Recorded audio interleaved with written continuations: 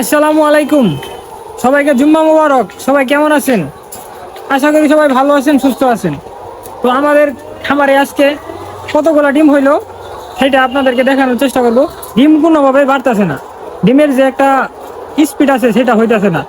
গত গতকালে ডিম বাড়ছে 66 পিস, আর পরশু দিন ডিম বাড়ছে 63 পিস। ডিমের কোনো মানে যে একটা বাড়ার স্পিড, সেই স্পিডটা হইতেছে না। তো দেখা যাক আজকে আমাদের খামারে কতগুলা ডিম হয়েছে। তো ডিম আমি এখন তুলে দেখবো কয়টা ডিম হয়েছে। তো ডিম তোলার জন্য মূলত আমি একটা কেস নিয়ে আসবো। তো শুরুতে আমি ডিমগুলো তোলার জন্য একটা কেস নিয়ে নিলাম। আগে এই পাশেরগুলো তুলবো ডিম, তারপরে ওই পাশে ডিমগুলো তুলবো। তো দেখা যাক ডিম কতগুলো হয়। তো বিসমিল্লাহির রহমানির রহিম, ডিম তোলা শুরু করে দিলাম। দেখা যাক আজকে কতগুলো ডিম হয়। গতকালকে হয়েছিল আপনার 66 পিস, পরশু দিন হয়েছিল 63 পিস। আজকে দেখা যাক কতগুলো হয়। তো আল্লাহ গো, ডিমটা বেড়ে ভেঙে গেল গা, দেখেন কি একটা অবস্থা। একটা ডিম আমি ভেঙে ফেলাইলাম। তো যাই হোক, সেটা রিজিকে ছিল না, তো কিছু করার নাই, আমি তো আর ইচ্ছা করে ভাঙি নাই। তো দেখা যাক এখন আমি কতগুলো ডিম এই বাসের ডিমগুলোকে তুলে ফেলাই। তো ডিম আমি তুলতাছি। ডিম তোলার মজাই অন্যরকম।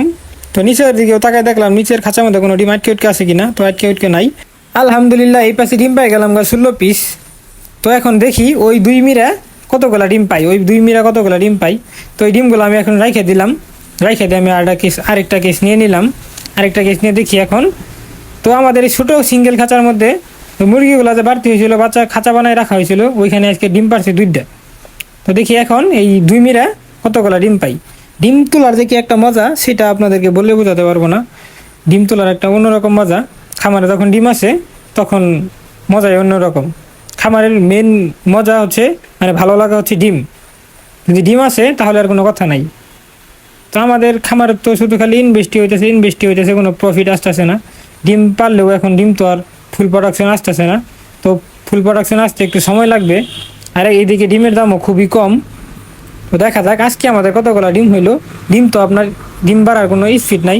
তো আলহামদুলিল্লাহ এক কেস ভরে গেল গা। তো এখন আমি আরেক কেস ভরবো, দেখি এই কেস ভরে কিনা। তো এই কেসের ডিমগুলো তোলা শুরু করে দিলাম। এই কেসের ডিম বললে দেখা যাক এই কেসের ডিম কি হয়, ভরে কিনা। তো ইনশাল্লাহ তো ভরে যাবে, ভরে না গেলেও বাকি থাকবে না, কারণ দেখতেছি ডিম অনেকগুলা ডিমই আছে। তো দেখা যাক। যাই হোক, ডিম পাড়ার মজাই অন্যরকম। এই মুরগিগুলার বয়স আজকে আপনার 148 দিন। 148 দিন বয়সে আমরা কতগুলো ডিম পাইলাম। তো গতকালকে পাইছি 66 পিস, পরশু দিন পাইছি 64 পিস। ডিমের কোনো বাড়ার কোনো নামগন্ধই নাই, ডিম বাড়ার কোনো স্পিডই নাই। তো এই কেসটা দেখি বললো কি না, এই কেসটা তো আপনার ভরে যাইব কি না। তো আমি এই কেসটা ডিম রাখলাম, তো 4টা ডিম কম, 4টা ডিমের লাগে একটা কেস বললো না।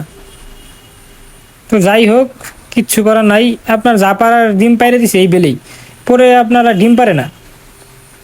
তো আলহামদুলিল্লাহ এই পাশে 4 পিস কম 2 কেস পাই গেলাম, আর ওই পাশে পাইছিলাম 16 পিস। তো টোটাল আমাদের ডিম হইলো কয় পিস দেখা যাক। আমি এইখান থেকে 4 পিস নিয়ে ওই 2 কেস ফিল আপ করে দিবো।